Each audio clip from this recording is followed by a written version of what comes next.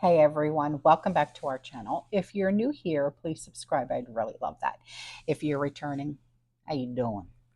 Grab your coffee, maybe a snack or two, and let's get into it. So what we're going to be talking about today is what people are seeing and experiencing in everyday life when it comes to being of a prepared mind. And I get sent pictures and videos and emails and links. And if there's anything that you guys want to send me for a video, my email is in the description box below. So, this first thing that we're going to talk about is an email that I got from a friend of mine. She's a community member and she lives in the Czech Republic.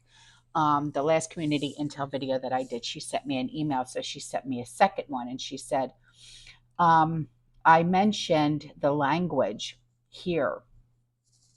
They started English language from the first grade and then the second grade from the sixth.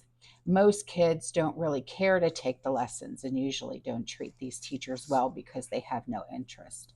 They don't think learning any other language will do anything for them. My son, who finished third grade on Friday, has had English lessons. Dumb, I know, but he's required to take them 3 times a week. And the kids can't even really answer simple questions like, what is your name? How are you? What's in your bag? Etc. In first grade, he gets one English lesson 1 hour a week. In the second, they have two. In third, they have three. It's insane to me considering how many boys in his class are playing video games and watching YouTube in English, and he can't even get a small lapse in language. Now, I will say this. His class is an amazing group of kids, and the teacher is a piece of work, but the class is great and very friendly. I just find it odd how many post communism were hungry for this kind of opportunity, and now it's like that desire is completely gone. So sad. Well, you know what? The kids that don't want to learn, they're the ones that are going to be sorry that they didn't learn in the beginning. You know what I mean? They're going to be sorry in the long run. It's sad, but it's true. So here is an email from a community member, and she said, I woke up upset. I was a librarian, and my most frequent dream is not being able to find my classroom or my building and not remembering my schedule, which never happened during my college years. The current dream is my SUV is acting up, problems with the steering, the braking, and the gas pedals, etc. I'm 74. My car insurance has doubled in 2 years. I now wonder if I'll ever be able to get insurance in 6 months. In the link below, okay, my age group has the highest rate of accidents, second to young people. I mention this for seniors to be aware financially and mentally in case we are pushed out by insurance companies.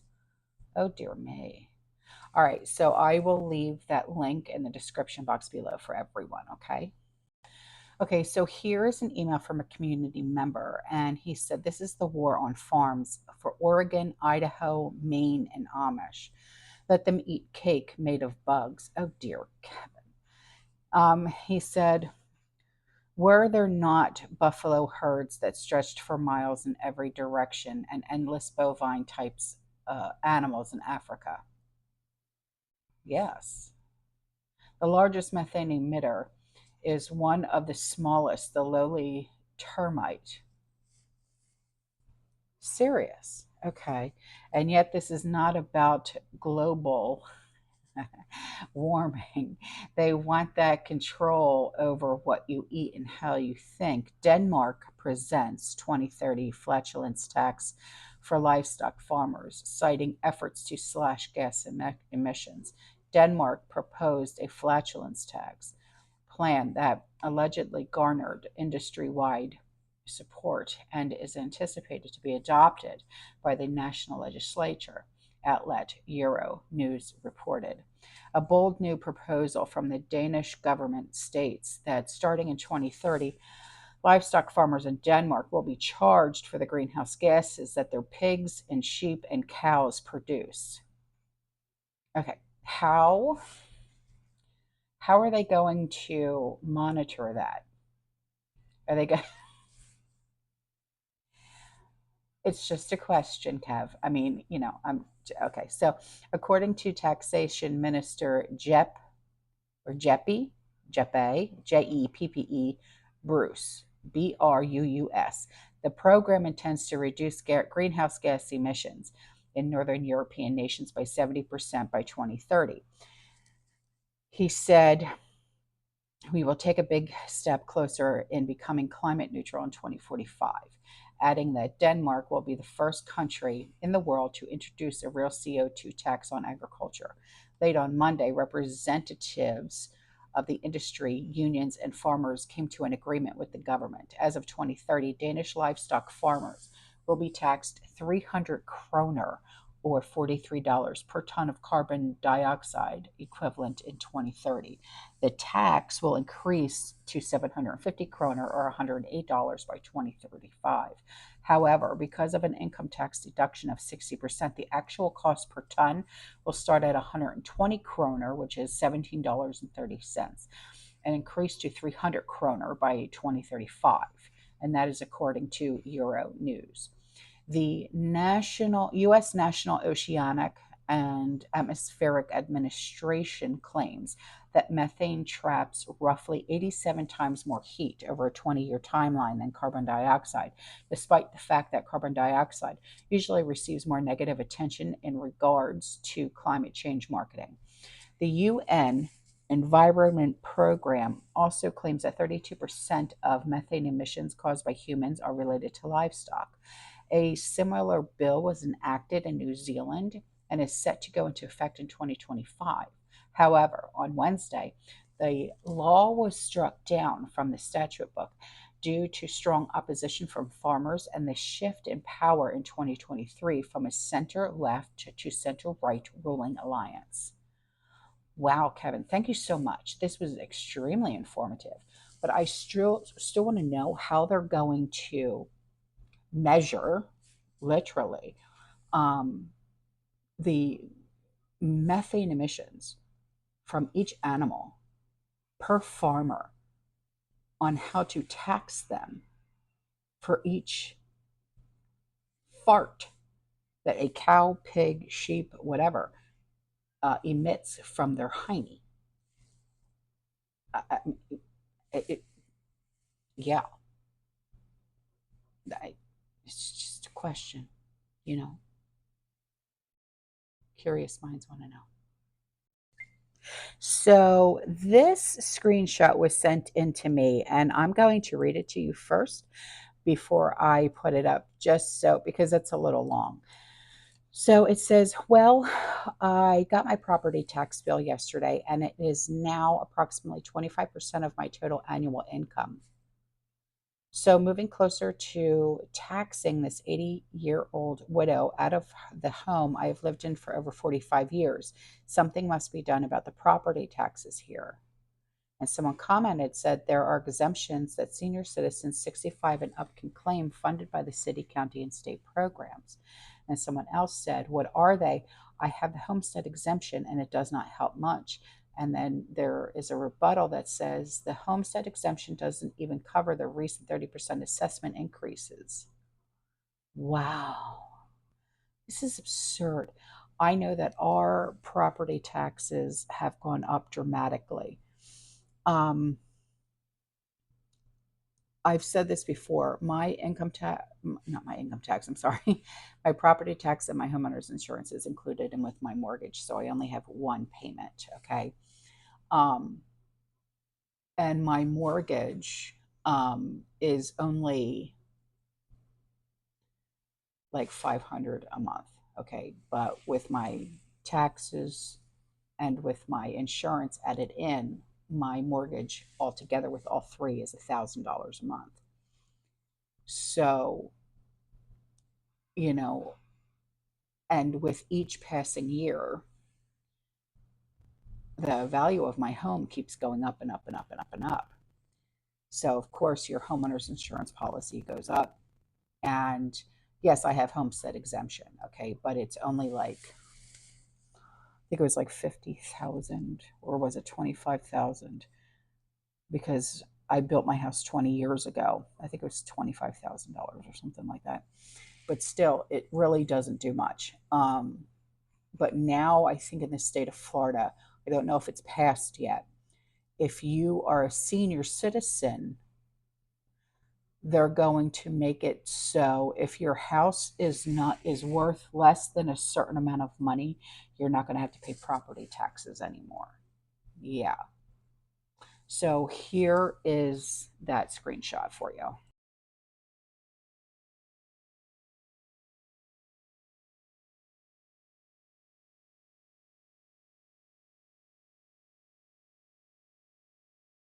So here's an email from a community member, and she said, "Hey, I had something drop in my spirit a few days ago that someone was going to perish soon. Now I think it might be the puppet." You know, uh, I I don't want to say yes and I don't want to say no, but I know where you're going and I know where you're coming from. She said, "I told my husband and it bothered us, and we prayed over our family, the Psalm 91 prayer of protection for our family." I always pray for the YouTube ones that I watch. You and your family are included. Well, thank you so much, sweetie. I really appreciate that, Tara. She said, "Off grid with Doug and Stacy. Doug was talking about Tractor Supply." Oh, dear God, yeah. I won't shop at Tractor Supply anymore. Yeah, I even stopped shopping at Rural King. I did. Yeah, because I found something out about Royal King that I was just like, that's disgusting. Um, a couple months ago, my nephew Zach, he has this thing where he likes to go dumpster diving, and he was at Royal King and he went dumpster diving, and he said, "Auntie," he goes, "you're not going to believe the amount of dead animals I found in their dumpsters." And I go, "What?" He said, "Yeah." He goes, "Chickens, ducks, rabbits." He goes, "It was the most disgusting thing I ever saw in my life." And I said, "Oh, dear God." Yeah. So just be wary. You know what I mean? So she goes on to say, and that the debate was part of destroying our political system. They tried to portray that the only two people in America to vote for that were worthy of electing were these two men, not. Now people are scared enough with all that is going on in America that they will want the Antichrist to come and help. So much going on, so many sides. We are ready to go be with Jesus. I think a lot of people are ready for him to come. I that's a conversation that me and my nephew Gavin have all the time. You know what I mean? Because we're both very very religious. So she said, "Thank you for all that you do for your subs to alert and inform them." Well, you're welcome. I really appreciate you guys. You know, I really do. I consider you guys family. So, um, with all the talk that's going on, apparently Bill O'Reilly had said that it's been confirmed that 46 is dropping out and this, that, and the other. I'll believe it when I see it. You know what I mean? Who they're going to bring in, who the hell knows, but I'll go on. But thank you for writing in, Tara. I love you. So here's an email from a community member. And she said, "I hope you're doing well." We're good. We're good. My son, because I noticed that you sent in a picture of your puppy.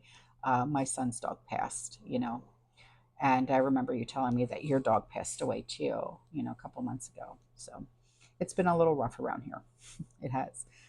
She said, "I haven't written in a while. It's been a rough few months. My dog passed away in April." I remember you sending me pictures of her. Um, I wasn't doing well, and neither was the rabbit. He was very attached to her. I remember the pictures you would send in to me of them too. Then I had a horrible flea outbreak. Honestly, it was so weird. It was like every flea within 10 miles covered the house. Diatomaceous earth is really good. Also, tea tree oil works really well as well.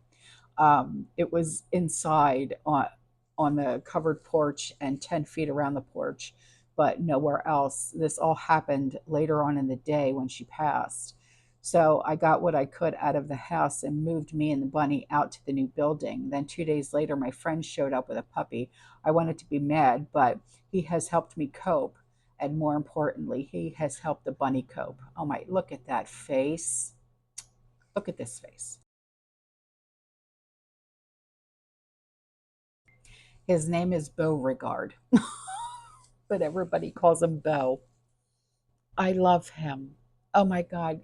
Squeeze him really tight and give him kisses from me. He'll be 5 months old in July, so I keep fighting the fleas and nothing worked. During this time, the worms decided to hatch, so we had those fuzzy white worms. Oh dear God, yes, girl, I know what that's like. Here down here in Florida, because we got nothing but sand. Believe me, I know. But I'm telling you, tea tree oil and diatomaceous earth, you're gonna love me for it. Trust me. She said, I've never seen them this bad in my entire life. It was crazy. Then right as they left, the weather brought out the mosquitoes and the ants. Yep. And the main house has a roof leak. Oh, I'm going through that too. Trust me, I know. I'm just thankful that I'm in the other building and want to fix it up before it used to be, right? So about the prisons you were talking about. Oh yeah. Apparently more information is coming out about those. So I'm going to have to do my research on that. She said, here's a conspiracy theory for you. Have you heard of Tartaria? No, I have not. This is supposedly a very old and very advanced country that influenced countries around the world. Bear with me, I couldn't find the video I was going to link. The theory is that we were wiped out by the Great Mud Flood. The other part of the theory is that the other governments of the world got together and decided to hide the existence of Tartaria. They held the world expos and used them as an excuse to destroy most of the old buildings built by Tartaria in these countries. The theory also puts in the question of cities built on top of other cities after the mud flood to hide the other buildings. But the part I wanted to tell you is the theory involving the asylums. Back in those days, there were a lot of asylums, and most looked like they had just been placed in these fancy buildings because they were available. It goes with the stories of the orphan trains. They asked where the parents of all the kids were on the trains. The theory is that the parents were the ones in the asylums. Oh, fantastic. Sounds like something like a scary story nightmare would be made out of. My thought on this was if you wanted to train up the next generation to think and believe what you told them, you would need to take away their support, parents, basically. So, what if back then part of the plan to dumb down or make them more compliant the people was to remove the weakest kids, like the weakest link, right? Is that what you're saying? From the parents and have the government educate them and raise them. So like an MK Ultra type thing? Is that where we're going?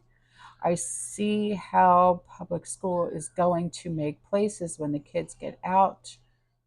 A lot of them can't even read or write or make change. Yes, I know.